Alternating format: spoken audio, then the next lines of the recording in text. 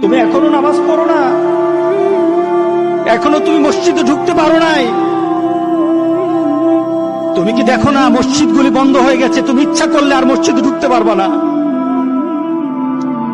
তুমি ইচ্ছা করলে আবার মসজিদে ঢুকতে পারবে না। দেখো না অনেক মসজিদ বন্ধ হয়ে গেছে।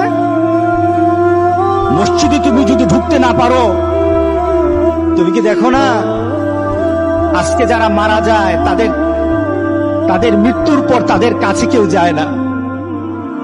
তাদের মৃত্যুর পর তাদের কোনো সিস্টেম ওয়েতে তাকে দাফন করা হয় না, তাকে উচ্ছিষ্ট একটা জিনিসের মতো মাটির সাথে দাফন করে দেওয়া হয়।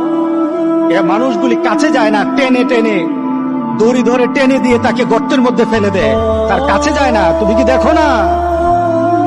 তুমি কি দেখো না আমার মাবুদ আমাদের প্রতি রাগ করে আছে? আমাদের মাবুদ আমাদের প্রতি রাগ করে আছে। আমাদের মাবুদকে আমাদেরকে সন্তুষ্ট করতে হবে, সন্তুষ্ট করতে হবে। যিনি গজব দিয়েছেন উনি আমাদেরকে বাঁচাবেন। আমরা আমাদের মাবুদকে রাজি করতে হবে। আমরা তওবার মাধ্যমে আল্লাহকে রাজি করতে আর চেষ্টা হব। গোটা পৃথিবীর মুসলমান আর সময় নাই, আর সময় নাই। আপনি এখন বাংলাদেশের রাস্তাঘাটে হাঁটেন, এমন পরিবেশ যেন আল্লাহ না করে, জয় বলে আল্লাহুম্মা আমিন।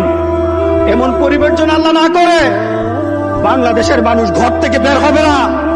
যখন ঘর থেকে কেউ বের হবে তার লাশটা বের হবে, কেউ জানাজাও দিবে না। এমন হয়ে যাবে যদি আল্লাহকে সন্তুষ্ট না করতে পারেন, এমন হয়ে যাবে। সুতরাং আমরা আল্লাহর কাছে প্রাণ বলে আজকে কাঁদি। যারা নামাজ পড়ো না, তুমি টের পাও না মসজিদের দরজা তোমার জন্য বন্ধ হয়ে যাবে। তুমি মনে রেখে দিও, মসজিদের সাথে তোমার সম্পর্ক তোমার হয় নাই, তুমি জান্নাতের দরজা তুমি খুলতে পারবে না। তুমি এখনো বেনামাজি, এখনো সকালবেলা তুমি ঘুমাও, এখনো তুমি আল্লাহকে ভুলে আছো, এখনো তোমার কাছে তওবার কথা তোমার চিন্তাতে আসে নাই।